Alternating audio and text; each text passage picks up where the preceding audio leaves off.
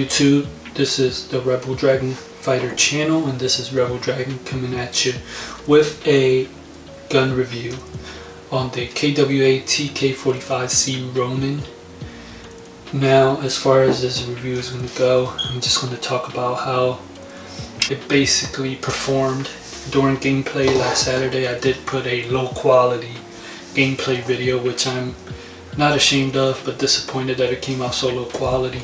But I did order, out of that disappointment, a 4K action camera, so I will be coming at you with 4K gameplay from now on. Now, as far as the gun, this Saturday I took it out, I shot it, I played with it, I fell with it, I checked out how it worked and all that stuff, and I gotta say it performed pretty good. The first two games, shot straight, shot hard. I chronoed it at 390. Now this gun is supposed to be chronoing at 380 with .20s. I was 390 with .20s. It's also supposed to chrono like 330. Lowest 4 CQB, since this is the smaller gun. It has a 6-inch barrel. Yeah, it shot pretty far. I shot about 150 feet. The longest, you know, the longest shot I took, or longest shots I took, and it reached pretty far. You know, I did get a couple people out with that distance.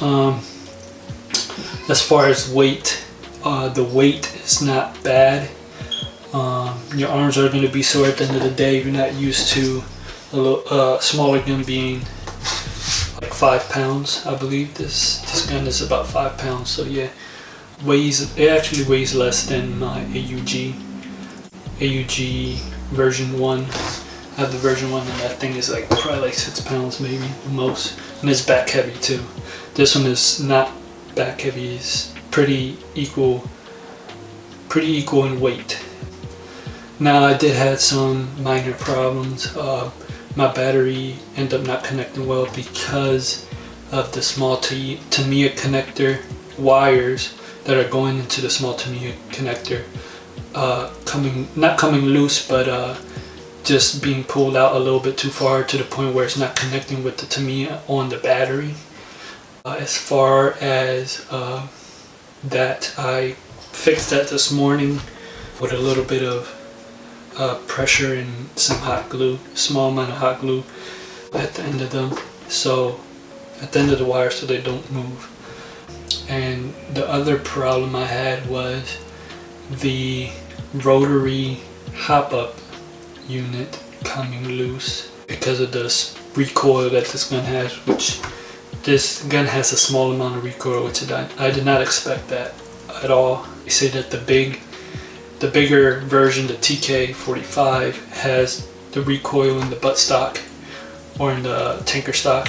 This one does have a small amount. You probably won't be able to tell until like your gun mag is shaking loose or whatever, but that did not happen to me. What happened was because of the recoil, I'm gonna show you right now the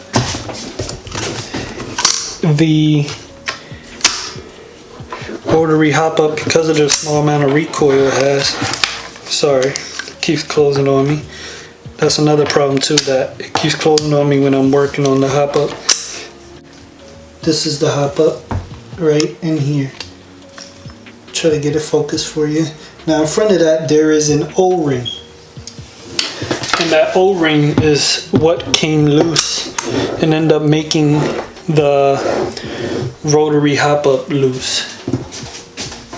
It was wiggling back and forth, and then when I turned it to put more hop up on it, it kept turning and turning and turning infinitely, which got me pretty upset, because when I started putting the magazine in, it was having some feeding problems, and the magazine ended up getting a little bit loose and kind of falling out. And that's probably my fault, because I wasn't paying attention, since I do have a sling for my gun. It kept getting caught on the charging handle there, and it kept pulling it back slightly, and then when you pull this back, what happens is that opens up. And then since I had that open up, I believe I might have hit the lever there to keep the bolt back a little bit so I can get into my hop up, and I think that's what caused the magazine to not go in fully. But as far as those two problems were easily fixed this morning. It wasn't too bad to the point where I had to call KWA and basically get a replacement. But I didn't want to do that because I didn't want to be out airsoft. Just because I want to make some videos for you guys, and also be out a month again, not having fun, sitting at home doing nothing, you know. So yeah, as far as those two problems, they weren't that big of a deal, and I know they're not supposed to have problems that early in, literally a weekend. But I did fix those problems. There weren't really issues there. They weren't broken or anything. It was just a little bit of movement that caused the issue. Alright, now I want to show you basically what I did with the Tamiya connector, since I didn't really show you around the gun too much. Now if you see here, I have a little small amount of hot glue right on there, so these wires will not move back and then end up causing a bad connection. Ever since I did that, the battery's fine. It's all good, you know, all good in the hood. Yeah, but that's the buttstock. It comes with this small cap here. You can buy the extension for this on the KWA website, I believe. I'm not going to do that because I don't really have that big of a problem putting the batteries in there. This is what the buttstock looks like. Yeah, I think this might be polymer. I'm not sure.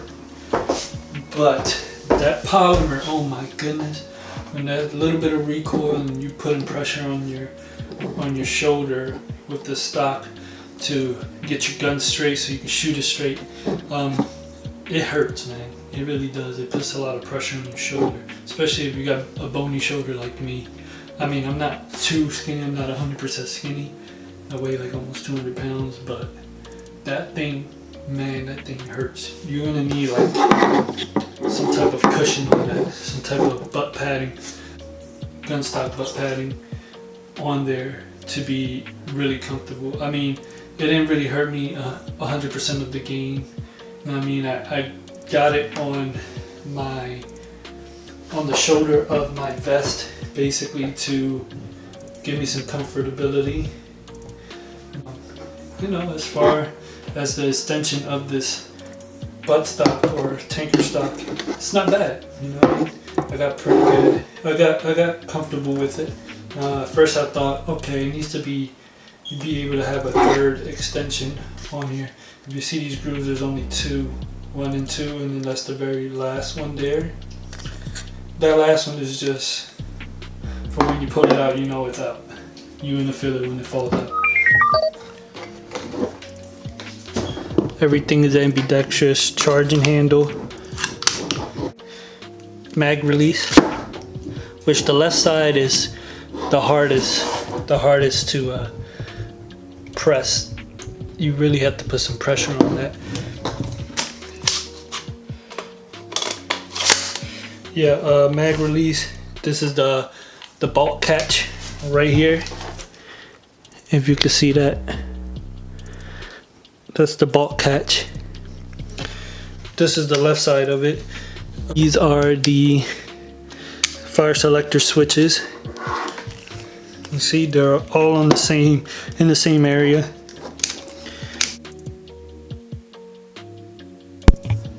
So overall, it's a beautiful gun.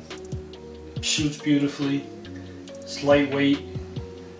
It's heavy duty. It's hard. You know what I mean? I fell with it a couple times and it stood up. You know what I mean? Compared to my AUG, it just broke. It broke because of the polymer parts.